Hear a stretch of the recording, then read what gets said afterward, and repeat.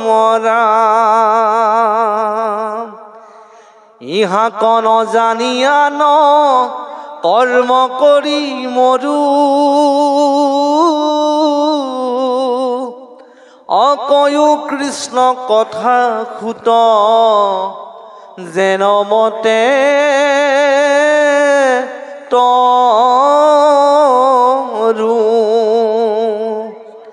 ইহাতে খে আমার মিলিল মহাভাগ তুমি হেন মহন্তক পাইলু ভাগ্যে লাগ রাম যত স্বর্গ সুখ জিতু মুখ্য সুখ মূল ভকতৰ সংগ ৰুৱল পকুনো হিতু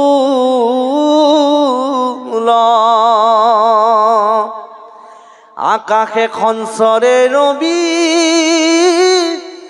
ৰথ যেন বায়ু অসূৰ্যৰ লগত হৰৈ জগতৰ আয়ু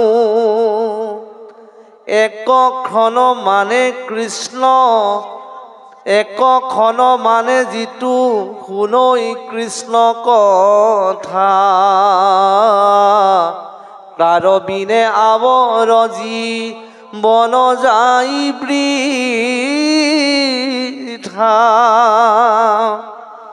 কৃষ্ণ তোর পিয়াই আমি করু কর্ম যত অতাতু নানা বিঘ্নি আছে জানিলু মনত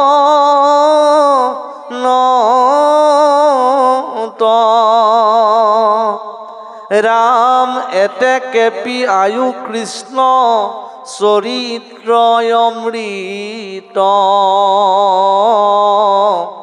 শ্রবণ মাত্রকে যেন হউ কৃত কৃত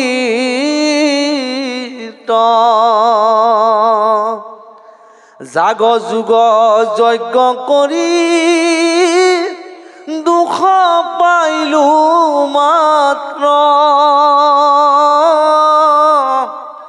অয়াবে কহিউক মহা ভাগৱত শাস্ত্ৰ মহাভাগৱত শাস্ত্ৰ অকৃষ্ণ কথাইটো অমৃতটো কৰি স্বাদ শুনো সুত শুক পৰি কৃতৰ সংবাদ যাৰ ঘোঁৰা চলে আতি আকাশৰ পথে সসাগৰা পৃথিৱী যি নীলায়ে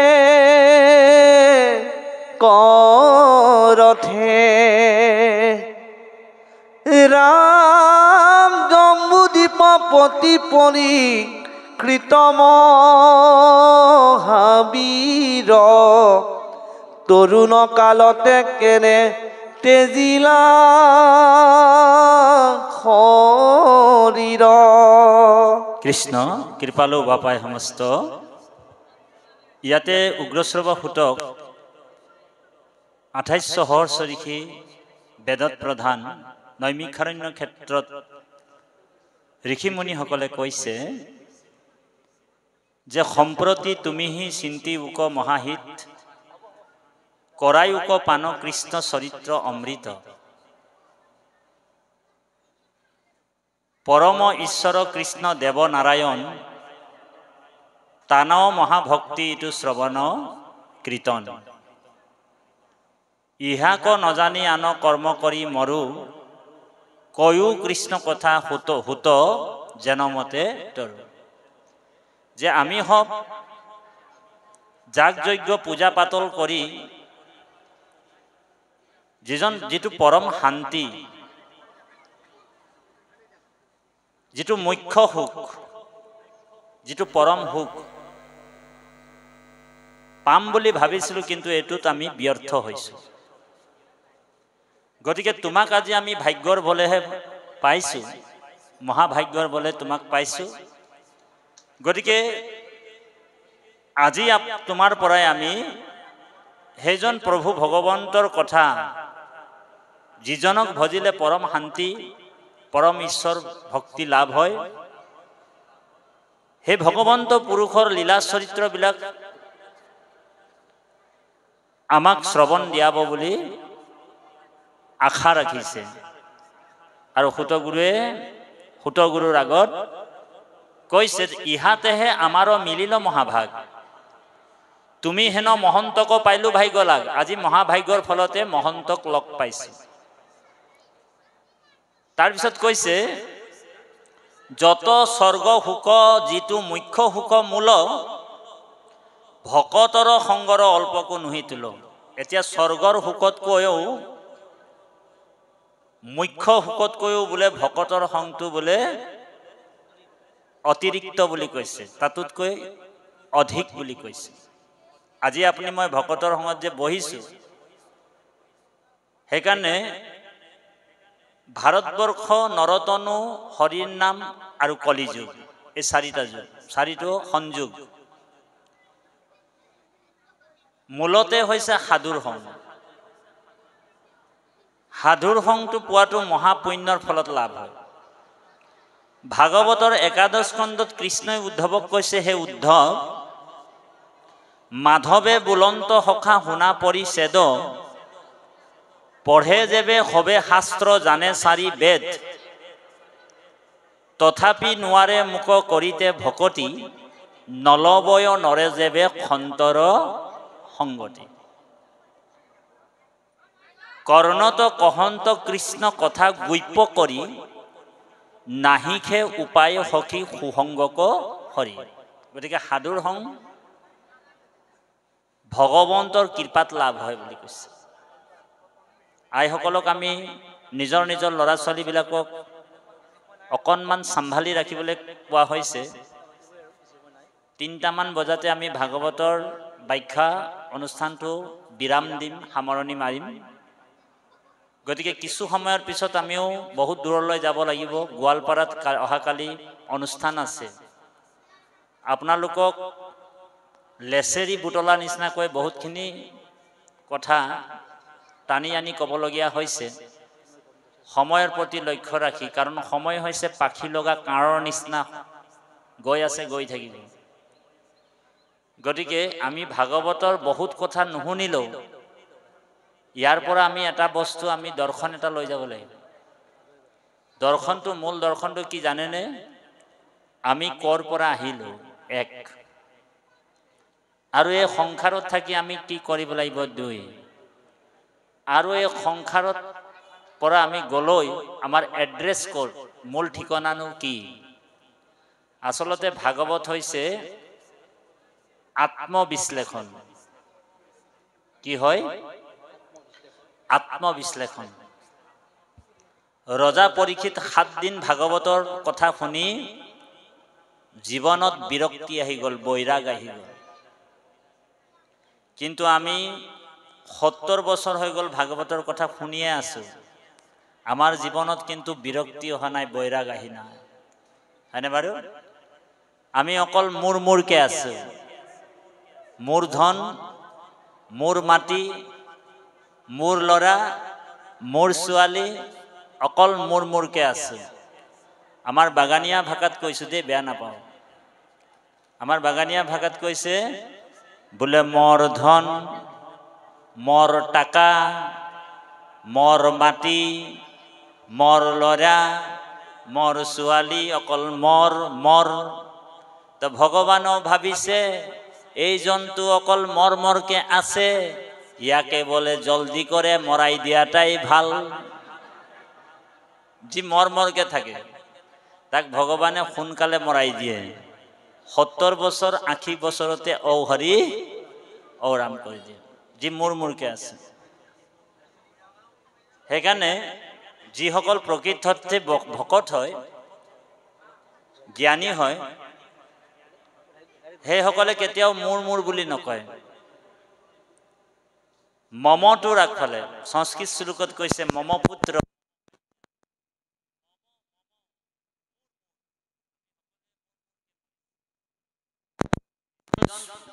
জ্ঞানী হয়, ভকত হয়, মমটোৰ আগফালে নটো লগাই দিয়ে। ন মম প্ৰভু নমো নমো, বোলে মোৰ একোৱে নাই, সব আপোনাৰ। যতে কো সুকৃতি মানে কৃষ্ণত অৰ্পিব। সেইকাৰণে ভাগৱতত সিদ্ধান্ত আছে, যত খাঞ্চা ধন ধান পুত্ৰ পৰিবাৰ, হে মৰিলে সংগে একৰতিও নযায়। যিমান আপুনি মই গোটাই লওঁ, ধন টকা পইচা ঐশ্বৰ্য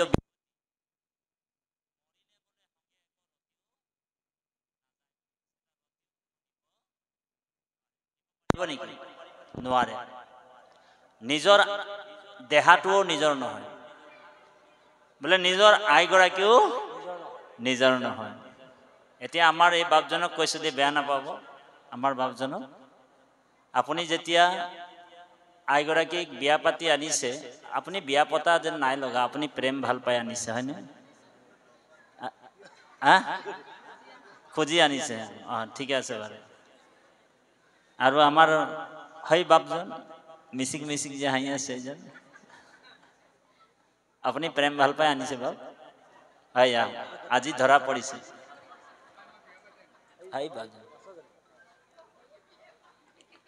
বাপজন আপোনাৰ মূৰ্তিটো আছে নে বাৰু? আইগৰাকী আছে নাই? আপোনাৰ মূৰ্তিটো, লক্ষ্মী মূৰ্তি আছে? এতিয়া আইগৰাকী যেতিয়া প্ৰেম ভাল পাই আনি থাকোতে আপুনি এষাৰ কথা কৈছিলে, তোমাৰ অবিহনে মই জীয়াই নাথাকো, কৈছিলে নাই বাৰু? কথাটো মনত পেলাওকচোন। তোমাৰ অবিহনে মই জীয়াই নাথাকো। তাৰপিছত আইগৰাকীয়েও কৈছিলে, তোমাৰ অবিহনে ময়ো জীয়াই নাথাকো। এতিয়া কি হ'ল বাৰু? হিয়া দিয়া নিয়া। তাৰপিছত ল'ৰা ছোৱালী জন্ম হ'ল, তাৰপিছত ল'ৰা ছোৱালী ডাঙৰ দীঘল হ'ল, নাতিপুতি হ'ল। মানুহৰ অৱস্থা চাৰিটা: জন্ম, জৰা, ব্যাধি আৰু মৃত্যু। ব্যাধে পাই গ'ল, তাৰমানে টান নৰিয়াত বাপজনে বিচনাত পৰি যাব অলপ দিনৰ পিছত দেই। এতিয়া নালাগে বাৰু পঢ়িবলৈ, সময় আছে। বাপজন যেতিয়া টান নৰিয়াত পৰি যাব বিচনাত, তেতিয়া আইগৰাকীক বাপজনে মাতিছে, হৰি শুনিছানে? তেতিয়া আইগৰাকী মাত লগাইছে, কি হ'ল? তুমি যে কৈছিলা তোমাৰ অবিহনে মই জীয়াই নাথাকো, কৈছিলা নাই? বোলে কৈছিলো। এতিয়া তুমি সেই প্ৰমিছটো পুৰা কৰিব লাগিব, কাৰণ মই মৰিবলৈ গৈ আছো। হিন্দীত এটা কথা আছে, গান এটা আছে, বোলে বাদা না কর বাদা নিভানা পড়েগা, বাদা না কর, পুরোনা গান, বাদা নিভানা পড়েগা। আইগৰাকীক কৈছে যে তোমাৰ লগত, তুমি যে মোৰ লগত মৰিম বুলি কৈছিলা, প্ৰতিশ্ৰুতি দিছিলা, প্ৰতিজ্ঞা কৰিছিলা, প্ৰমিছ কৰিছিলা, মই বোলে মৰিবলৈ গৈছো, বোলে বিচনাত পৰি আছো, আইচোন গো, তইও মোৰ লগত মৰিব লাগিব। তেতিয়া আমাৰ আদিবাসী ভাষাত এটা গালি আছে, বাগানীয়া ভাষাত। আইগৰাকী কি কব জানে? বোলে বেধুৱা, তুই মৰছি যদি মৰ, বোলে মুই তোৰ লগে মৰবাৰ নাইখে বুলি কব। হয়নে বাৰু? কব নাই বাৰু? কওকচোন। সেই প্ৰমিছটো ক'ত গ'ল? বোলে বেধুৱা, তই মৰিছ যদি মৰ, বোলে মই তোৰ লগত মৰিবলৈ নাই বোলে। বোলে কিয়? মই যদি তোৰ লগত মৰি যাম, তেনেহলে মোৰ নাতিপুতি বিলাকক কোনে খেলাবে? সেইকাৰণে ভাগৱতত কৈছে, যত সাংসা ধন ধান পুত্ৰ পৰিবাৰ, মৰিলে সংগে ক ৰতিও নাযায়, ৰতি নাযায়। গতিকে ইয়াতে এই কথাটোকে কৈছে যে আকাশে সঞ্চৰে ৰবি ৰথ যেন বায়ু, সূৰ্যৰ লগত হৰৈ জগতৰ আয়ু আমাৰো আমিও মৰিবলৈ গৈছো আৰু ৰজা পৰীক্ষিতো মৰিব আমাৰো 7 দিনৰ ভিতৰত মৰণ আছে ৰজা পৰীক্ষিত 7 দিনৰ ভিতৰতে মৰিব আৰু আমিও 7 দিনৰ ভিতৰত মৰিম সেইকাৰণে ভাগৱত অকল পৰীক্ষিতৰ কাৰণে নহয় সোম মঙ্গল বুধ বৃহস্পতি শুক্ৰ শনি দেও এই 7টা দিনৰ ভিতৰত আমিও মৰিম ৰজা পৰীক্ষিত মৰিব কাৰণ 8 নম্বৰ দিন নাথাকে থাকে নেকি ক্যালেন্ডাৰত আছে নেকি 8 নম্বৰ দিন নাই সেইকাৰণে গালিব নামৰ শায়ৰকাৰে কৈছে চলি যা ৰহি है उम्र धीरे धीरे शायरकारे কৈছে যে চলি যা রহি है उम्र धीरे धीरे चली जा रही है उम्र धीरे धीरे उम्र माने बयस आयु चली जा रही है उम्र धीरे धीरे चली जा रही है उम्र धीरे धीरे बचपन भी बीती जवानी भी बीती बचपन भी बीती जवानी भी बीती बुढ़ापे को हो रही है असर धीरे धीरे चली जा रही है उम्र धीरे धीरे सुबह शाम आठों पहर धीरे धीरे चली जा रही है उम्र धीरे धीरे चली जा रही है उम्र धीरे धीरे आयुটো আমাৰ পাৰ হৈ গল আমি হে আইসকলক কৈছো দে বেয়া নাপাব আপোনালোকৰ আগৰ যেটো সাইনিং আছিল এতিয়া আৰু এটো ঘুৰাই আহিব নেকি আপুনি যিমান ডাঙৰ বিউটিফুল পাৰ্লাৰলৈ যাওক আগৰ সাইনিংটো আপোনাৰ ঘুৰাই নাই আহিব নেকি যিমান বাৰ বিউটি পাৰ্লাৰ কৰক যিমান দামী কি খানক হা গটিকে সেই সাইনিংটো আৰু ঘুৰাই নাহে সেইকাৰণে কৈছে बचपन भी बीती जवानी भी बीती बचपन गोल शैशव काल तो गोल यौवन काल तो गोल बुढ़ापे को हो रही है असर धीरे धीरे लाहे लाहे बुढ़ा होइसु अलप दिনৰ পিছত सिग्नल डाउन হৈ যাব सिग्नल डाउन माने বুজি পাইছেন কুজা হৈ যাব আৰু কুজা হৈ যোৱাৰ লগে লগে सिग्नल যেতিয়া ডাউন হৈ যাব गाड़ी स्टेशनत आহি যাব না ইয়াত স্টেশনখন ক'ত আছে ট্ৰেইনখন ক'ত ৰখাই হ্যাঁ বালিপাড়া জংশনত বলে ট্রেন আহি যাব সিগন্যাল ডাউন হৈ গল হুতরা হুতরি ভইলা সালো চকুও নাকলে হান্তি বাকো নপাৰয় হয়নে বাৰু গাড়ী স্টেশনত ৰৈ আছে সিগন্যাল ডাউন আৰ যেতিয়া গাড়ীখনত উঠিবলৈ যাবৰ সময় হয় তেতিয়া হাতত মাত্ৰ দুটা টুপোলা থাকিব এটা পাপৰ টুপোলা আৰু এটা পুণ্যৰ টুপোলা মানুহবিলাকে অহংকাৰ কৰে বলে মোৰ 4টা লৰা অহংকাৰ হয়নে বলে মোৰ 4টা লৰা 4টা লৰাৰ বলে সবকে পঢ়াই শুনাই পিএইচডি ডিগ্ৰী সিগ্ৰী দিয়াই ইঞ্জিনিয়াৰ ডক্টৰ বনালো হে লৰাবিলাকক কবচোন তহঁতক বলে ইমান কষ্ট কৰি জন্ম দি ডাঙৰ দীঘল কৰালো পঢ়া শুনা কৰালো এতিয়া এটা কাম কৰ মই মৰিবলৈ গৈছো ডাঙৰ লৰাটো তই আছেন মোৰ লগত ও হৰি ও ৰাম হবি লৰাজন আহিবনে হা আহিব নেকি মোৰ কি দৰকাৰ পৰিছে বুলি কও হয়নে তাৰ পিছতে যেতিয়া সিগন্যাল ডাউন হল ট্ৰেইনখনত উঠিব লাগিব পাপৰ টুপোলা আৰু পুণ্যৰ টুপোলা লৈ কিনি তেতিয়া স্টেশনৰ যিজন মানে ট্ৰেইনখনত যিজন টিটি আছে সেই টিটিটোৱে আপোনাক ধৰি ল'ব হাতটো প্ৰথমে টিকেট দেখা হয়নে সেই টিটিটো কোন হয় জানেনে সেই টিটিটোৱে হৈছে যমদূত টিটিয়ে আপোনাক টিকেট বিচাৰিব बोले टिकेट तो अपनी काटिले ना भालके बोले टिकेट तो की बोले रामकृष्ण नामर टिकेट तो नारायण नामर टिकेट आसे ना तुम्हारे सर बोले टिकेट तो पाहरी गलो मोबाइलते राखिसिलो हयने तेतिया जमदूतटोए कब तेने हले तय नाम आरो यार परा जा আর যদি টিকেটটো দেখুৱাই দিলা নাৰায়ণ নামৰ টিকেটটো ৰামকৃষ্ণ নামৰ টিকেটটো দেখাই মোৰ টিকেট আছে তেতিয়া টিটিএটো ক'ব তই ৰিজাৰ্ভেশ্যন ডাবাত বহি যায় এসি ডাবাত বহি যায় গৈ থাক ক'ত যাব হয়নে বাৰু সেইকাৰণে গুৰুজনাই আমাৰ কৈছে ৰামেশ্বৰ পাঠকে কৈছে বৈকুণ্ঠ যাবলৈ যাৰ ইচ্ছা আছে নামৰ নৌকাত উঠাহে হৰি শ্ৰী গুৰু শংকৰ কৰুণা সাগৰ নামৰ পাতিলা মেলা গতিকে নামৰ নৌকাটোত উঠিব লাগিব আপুনি কলিযুগৰ মূল ধৰ্মৰ কথা কৈছে আমাৰ গুৰুজনাই নামঘোষাত কৈছে যুগ ধৰ্ম আমি পালন কৰিব লাগিব দেই বা সমস্ত যুগ ধৰ্ম কি সত্য যুগে ধ্যান ত্ৰেতা যুগে যজ্ঞ দাপৰ যুগত পূজা কলিত হৰিৰ কীৰ্তন বিনাই আৱৰ নাহিকে দুজা সত্য যুগত ধ্যান আছিলে আমি যদি ৰামদেৱ বাবাৰ নিচিনা আজি ধ্যানত বহি যাওঁ তেনেহলে ও হৰি ও ৰাম কাম নহ'ব আমাৰ ধ্যান কৰা আমাৰ এই শৰীৰটো ধ্যান কৰা শৰীৰো নহয় কাৰণ কলিযুগত আয়ুটো এতিয়াই আপোনালোক শান্তি মনে বহিবই পৰা নাই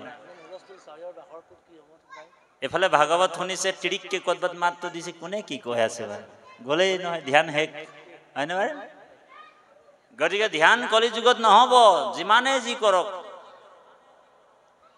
হিৰণ্যকশিপুৰে 12,000 বছৰ ধ্যান কৰিছিলে আপুনি মই পাৰিম নেকি সূৰ্যৰ ফালে চাই চাই আমি 12 মিনিটত ধ্যান কৰিব নোৱাৰো সত্য যুগৰ আয়ু আছিলে 17,28,000 বছৰ সেই যুগৰ যুগ ধৰ্ম আছিলে ধ্যান কৰা ধ্যানৰ যোগেদি ঈশ্বৰ প্ৰাপ্তি ধ্যানৰ যোগেদি ঈশ্বৰক ভক্তি কৰা হৈছিল তাৰ পিছত ত্ৰেতাৰ যুগ আহি গ'ল ত্ৰেতাৰ যুগত কি হ'ল যজ্ঞ আছিলে সেইকাৰণে ইয়াত কৈছে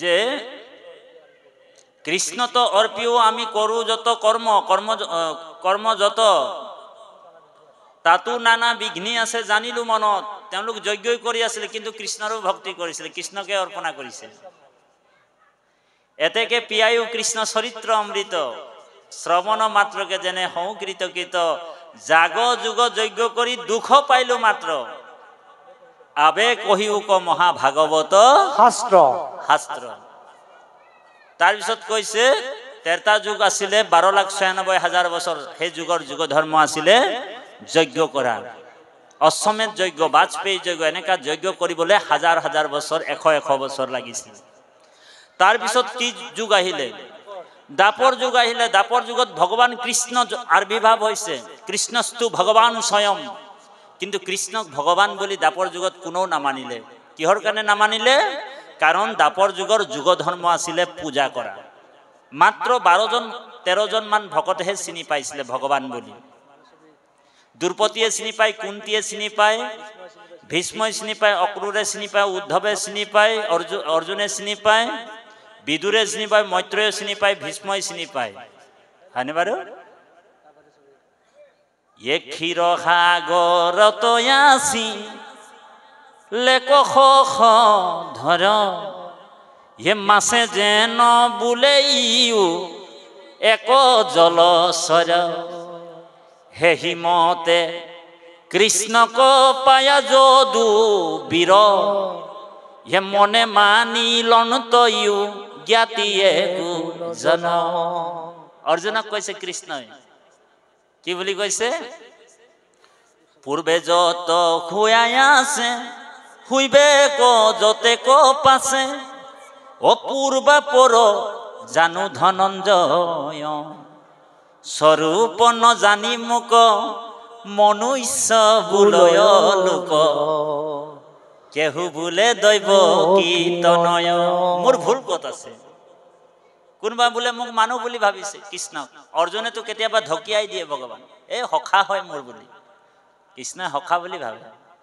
কেতিয়াবা কেতিয়াবা ঢকিয়াই দিয়ে, গমেই নাপায় কৃষ্ণস্তু ভগৱান স্বয়ং। কৃষ্ণ কালৰো কাল। ভীষ্মই চিনাকি কৰিছে, অ চিনাইবে লাগিলা ভীষ্ম হৈ মেলি আঙ্গুলি, এহেন্তে ঈশ্বৰ হৰি কালয়াঙ্ক বুলি।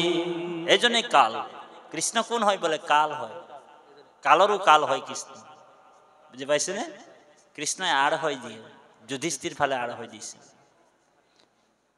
ইয়ে সম্প্ৰতি ধৰিয়া আছে দৈৱকী তনয়, ইয়াত হন্তে হুৱইটো সৃষ্টি স্থিতি লয়। কৃষ্ণৰ পৰাই সৃষ্টি স্থিতি অন্ত হৈছে। বুজি পাইছেনে? তো গতিকে দাপৰ যুগত পূজা আছিলে। কি কি পূজা? আজি যে পূজা কৰি আছো, বিশ্বকৰ্মা পূজা, গণেশ পূজা, শিৱ পূজা, কাত্যায়নী ব্ৰত, দুৰ্গা পূজা, কালী পূজা, ভদ্ৰা পূজা, যিমান যি পূজা আছিলে কোনটো যুগত আছিলে? দাপৰ যুগত আছিল। দাপৰ যুগৰ আয়ু কিমান আছিলে? 8,66,000 বছৰ। দাপৰ যুগ পাৰ হৈ গ'ল, কলি যুগ আহি গ'ল। আজি কলি যুগৰ আয়ু কিমান জানেনে? 5,200 বছৰ। কলি যুগ পানী কেঁচুৱা হৈ আছে এতিয়া বৰ্তমান। এতিয়াই ইমান খাতাৰনাক ডেঞ্জাৰ ঘটনা হৈ আছে, হয়নে বাৰু?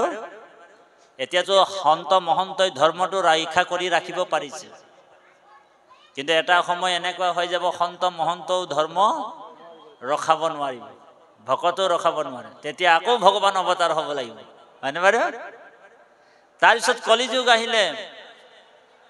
কলিযুগৰ আয়ু হৈছে 4,32,000 বছৰ। সেইকাৰণে গুৰুজনাই কৈছে, সত্য যুগে ধ্যান, ত্ৰেতা যুগে যজ্ঞ, দাপৰত পূজা, কলিত হৰিৰ কীৰ্তন বিনাই আবাৰো নাহিকে দুজা। যদি কলিযুগত যদি সত্য যুগৰ কামটো যদি আপুনি মই কলিযুগত কৰি থাকো, দাপৰ যুগৰ পূজাটো যদি কলিযুগত কৰি থাকো, তেতাৰ যুগৰ যজ্ঞটো যদি আমি আজিও কলিযুগত কৰি আছো, তেনেহলে এক্সপায়াৰ টেবলেট খাই থকা নিচিনা হয়। ঔ হৰি ও ৰাম। ম্যাদ উকলা দৰৱ। বোলে ম্যাদ উকলা দৰৱ খালে কি হ'ব? শৰীৰত উপকাৰ হ'ব নে অপকাৰ হ'ব? হা? শৰীৰত অপকাৰ হ'ব, উপকাৰ নহয়। সেইকাৰণে কলিযুগত সদায় ধৰ্মৰ প্ৰতি মানুহবিলাক পিঠি দেখুৱাব, ধৰ্ম নকৰে। আজি উদাহৰণটো দিছো দেই, উদাহৰণটো দিছো, বেয়া নাপাব। আজি ধৰি লওক আপোনালোক এই